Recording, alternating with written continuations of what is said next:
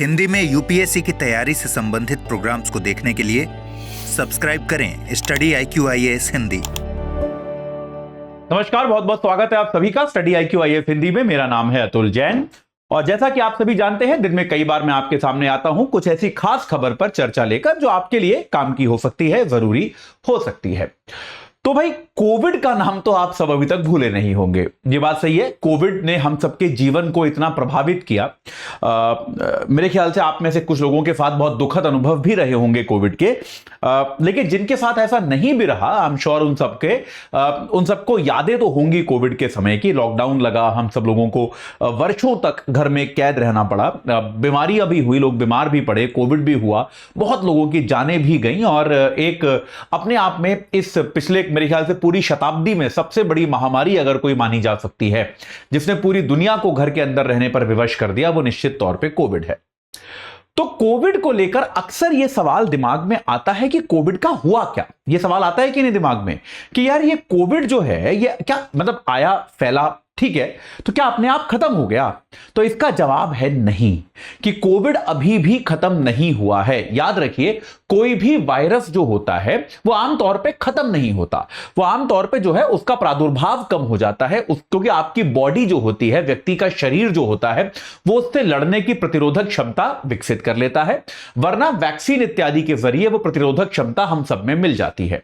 लेकिन वायरस भी बेटा किसी राक्षस जैसा होता है जो अपने स्वरूप बदलता रहता है और नए नए स्वरूप में वापस आता रहता है। तो अमेरिका में एक जो CDC नाम की उनकी संस्था है, जो वहां पर बेसिकली बीमारियों की रोकथाम के लिए काम करती है, अमेरिका की जो CDC नाम की संस्था है, रोग नियंत्रण एवं रोकथाम केंद्र, उस संस्था ने अब कहा है कि कोविड का एक नया वेरिएंट जो है वो आजकल अमेरिका में, दुनिया में कुछ जगहों पर फैल रहा है और इसको लेकर एक चिंता व्यक्त अभी की जा रही है। इसका नाम है फ्लर्ट वेरिएंट। तो आपको मैं इसके बारे में थोड़ा सा बताऊंगा कि क्या इसमें कोई डरने की बात है, ये वेरिएंट जो है ये वास्तव में क्या है, किस प्रकार का है, किस परिवार से है, इसके बारे में आपको बताऊंगा। लेकिन इस चर्चा के पहले आपको बता दूं कि भाई 7 तारीख से जो है हमारा P2I बैच शुरू हो रहा है, शाम 6 बजे का बैच है। AJ लाइव कोड लगा के आप 27,999 रुपए में इस बैच से जुड़ सकते हैं। रोज 3 घंटे की लाइव क्लास मिलेगी, मेंटोरशिप मिलेगी, डेली प्रैक्टिस क्वेश्चंस मिलेंगे, प्री और मेंस दोनों के। मेंस के क्वेश्चन के लिए आपको जो है इसमें राइटिंग प्रैक्टिस जो है आपको बताया जाएगा कि भाई क्या फीडबैक है, क्या गड़बड़ी है, ये आपको बताया जाएगा। और साथ के साथ जो है आपको 18 किताबें मिलेंगी, आपके घर पहुंचेंगी। और अगर आप प्री क्वालिफाई करते हैं तो मेंस की तैयारी के लिए आपको हम दिल्ली बुलाएंगे। दिल्ली बुलाकर आपका रहना, खाना, पढ़ना सब इसी खर्चे में होगा। तो आप आज ही AJ लाइव कोड लगा के हमारे इस बैच से जुड़ जाइए और अपनी इस तैयारी को सही आकार प्रदान कीजिए, ठीक है। चलिए, 7 मई याद रखिएगा, शाम को 6 बजे वाला बैच है। चलिए अब जल्दी से चर्चा प्रारंभ करते हैं। तो भाई क्या हुआ है, अभी अभी एक फ्लर्ट नाम का वेरिएंट जो है ये फैल रहा है।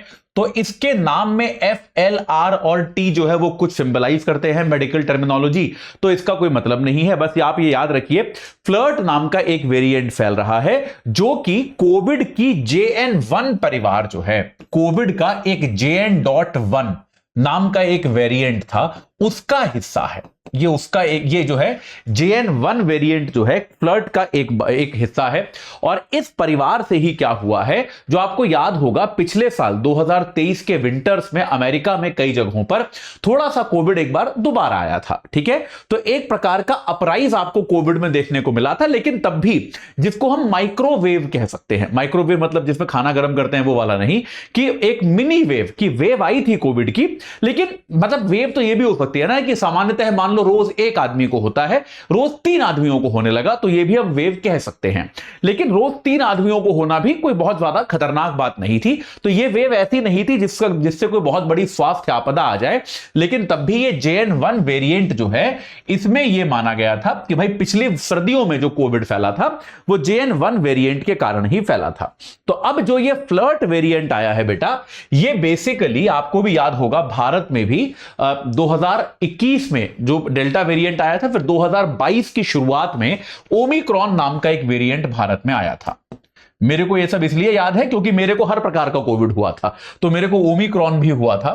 तो ओमिक्रॉन वेरिएंट भारत में आया था, जो कि बहुत गंभीर नहीं था। मतलब ओमिक्रॉन वाला कोविड आपको होता है तो आपको बस एक दिन ऑफिस से छुट्टी ली मैंने, एक दिन सोता रहा 2 दिन और जो है वो ठीक हो गया। मतलब उसमें ऐसा कुछ था नहीं, क्योंकि डेल्टा वेरिएंट में तो 15 दिन लगे थे, 20 दिन लगे थे मेरे को ठीक होने में, लेकिन ओमिक्रॉन वेरिएंट में तो 2 दिन बस मैं मतलब थोड़ा जो है आराम किया, सोया, हल्का बुखार रहा तो सोता रहा 2 दिन आराम से और ठीक हो गया, उसमें कोई खास दिक्कत नहीं हुई। तो इसी ओमिक्रॉन परिवार का ये एक हिस्सा है, ठीक है। और इस ओमिक्रॉन परिवार के अंदर भी क्या है, इस ये फ्लर्ट वेरिएंट जो है, इस फ्लर्ट वेरिएंट के भी 2 भाग हैं। एक जो है वो है KP1 और एक जो है वो है KP2। तो ये 2 भाग जो है वो इसके माने जा रहे हैं। 1.1 कहा जा रहा है पहले का पहला भाग, KP1.1 और KP2, ये 2 वेरिएंट जो है इसके माने जा रहे हैं। इनमें से KP2 वेरिएंट जो है बेटा, ये अप्रैल में ज्यादा फैला है। तो अप्रैल में ये फ्लर्ट का जो KP2 वेरिएंट है, ये माना जा रहा है कि अप्रैल में जितने भी कोविड के मामले देखे गए हैं उनमें से 25% मामले जो हैं वो KP2 के माने गए हैं। तो एक तरह से भाई कोविड के तो आप समझिए ना, एक पौराणिक राक्षस जैसा होता है जिसके हजारों प्रकार होते हैं, उनमें से किसी एक प्रकार के अगर 25% मामले हो रहे हैं तो आप ये मान सकते हो कि वो वाला वेरिएंट जो है थोड़ा फैल रहा है। लेकिन यहां पर भी CDC ने यह बात स्पष्ट करी है कि ये इसको भी हम एक छोटी सी ही वेव मान सकते हैं। संख्याएं जो हैं वो अभी भी उतनी ज्यादा नहीं है कि उसको कोई गंभीर स्वास्थ्य खतरा माना जाए। लेकिन निश्चित तौर पर यह एक नया वेरिएंट है, इसके बारे में जांच की जा रही है, इसको जो है देखा जा रहा है।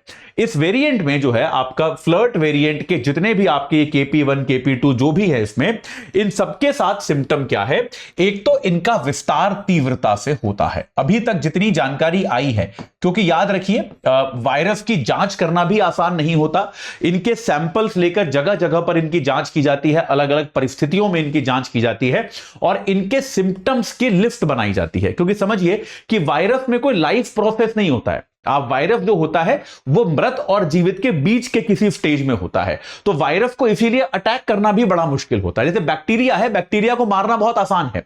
बैक्टीरिया में आप क्या करो, जैसे बैक्टीरिया की सांस रोक दो या बैक्टीरिया को जो भोजन मिलता है वो भोजन खत्म कर दो तो वो मर जाएगा। वायरस बिना भोजन के भी वर्षों तक रह सकता है, वायरस सांस नहीं लेता। तो आप समझ रहे हैं, तो इसके क्योंकि लाइफ प्रोसेस नहीं है तो उसका अध्ययन करना भी अपने आप में कठिन होता है। आमतौर पे सिम्टोमैटिक जो आपके सिम्टम होते हैं उसके आधार पे अध्ययन किया जाता है। तो ये अब तक की स्टडी जो है ये माना जा रहा है कि ये जल्दी फैलेगा, ठीक है। कभी कभी कुछ मामलों में पोटेंशियल है कि ये गंभीर भी हो जाए, तो एकदम हार्मलेस नहीं है, गंभीर होने की भी एक क्षीण संभावना है, क्षीण से ही सही लेकिन संभावना है कि यह गंभीर रूप भी ले सकता है। यह बात भी CDC ने कही है।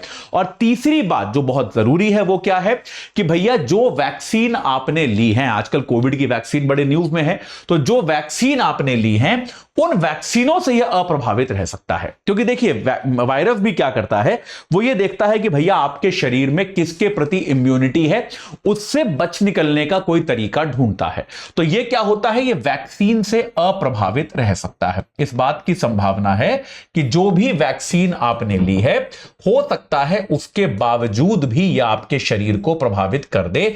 तो ये संभावनाएं इसकी हैं। तो ये अपने आप में बड़े खतरे हैं जो इसके तहत आ रहे हैं। तो अभी जो है हालांकि CDC ने यह कहा है कि ऐसा कोई बहुत रैपिड विस्तार होगा जिस तरह से भाई कोविड में हुआ था डेल्टा का या उसके पहले के जो वर्जन आए थे, ऐसी कोई संभावना भी नहीं है। किसी प्रकार के यात्रा इत्यादि पर कोई रिस्ट्रेन, कोई जो है शर्त नहीं लगाई गई है अभी, क्योंकि ऐसी संभावना कम है कि इसका विस्तार जो है कोई बहुत तीव्रता से होगा, ऐसा नहीं माना जा रहा है। हां, लेकिन WHO ने एक बात जरूर कही है, विश्व स्वास्थ्य संगठन ने यह कहा है कि भविष्य में, देखिए जैसा आपको मैंने अभी जब मैं आपको ये एस्ट्राजेनेका वाला केस भी पढ़ा रहा था, कोविशील्ड वाला, तब भी आपको मैंने बताया था कि निश्चित तौर पे इसमें कोई शक नहीं है कि जो वैक्सीन बनी वो अपूर्ण रिसर्च के साथ बनी, क्योंकि जरूरत थी उस समय। लेकिन वैक्सीन में सुधार अब भी चल रहा है, यह बात याद रखिएगा। वैक्सीन पर रिसर्च अब भी चल रही है। ऐसा नहीं कि कोविड की वैक्सीन, अब कोविड खत्म हो गया तो काम छोड़ दिया गया, उसकी रिसर्च अब भी चल रही है। तो WHO ने अब यह कहा है कि अब जो वैक्सीन बनेंगी, यानी कि नई वैक्सीन जो भी बने, उनमें आप इस पूरे वेरिएंट का भी ध्यान लें। उसमें आप ये जो फ्लर्ट वेरिएंट है इसको अब इसका भी समावेशन हो, यह आवश्यक है। यह WHO ने कहा है, क्योंकि यह आने वाले समय में बड़ा हो सकता है। तो इसके लिए यह आवश्यक है कि आप अगर कोई भी नई वैक्सीन अभी बनाएं तो उसमें आप फ्लर्ट वेरिएंट का ध्यान रखें।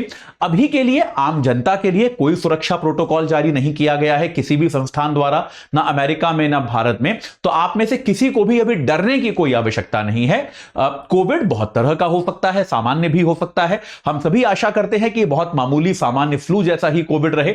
सारे कोविड गंभीर नहीं होते, तो इसलिए आप कोई इसमें अगर कोई अफवाह फैले, कोई आप इस तरह की बातें सुने तो उससे प्रभावित ना हो, उसको लेकर आप ज्यादा चिंता इस समय ना करें। ठीक है, चलिए, तो इसमें और कोई नया अपडेट आएगा तो मैं आपको बताता रहूंगा, लेकिन उसके पहले आपको एक बार फिर बता दूं कि भाई 7 मई से हो रहा है बैच शुरू। एजे लाइव कोड लगाना है, 27,999 में आपको जुड़ जाना है। रोज 3 घंटे की live class, mentorship, daily practice questions, उनका फीडबैक, प्री मेंस की टेस्ट सीरीज, 18 प्रिंटेड किताबें कुरियर से आपके घर पे, और अगर आप प्री क्वालिफाई करते हैं तो आवासीय सुविधा, यानी कि आपको दिल्ली बुलाया जाएगा। आपका रहना, खाना, पढ़ना सब जो है इसी फीस के अंदर इंक्लूडेड होगा। तो आज ही एजे लाइव कोड लगाइए हमारी वेबसाइट या ऐप पे जाकर और इस बैच से जुड़ जाइए, अपनी तैयारी को एक सही आकार प्रदान कीजिए। इस चर्चा से जुड़ने के लिए आप सभी का धन्यवाद। हिंदी में यूपीएससी की तैयारी से संबंधित प्रोग्राम्स को देखने के लिए सब्सक्राइब करें स्टडी IQ IAS हिंदी।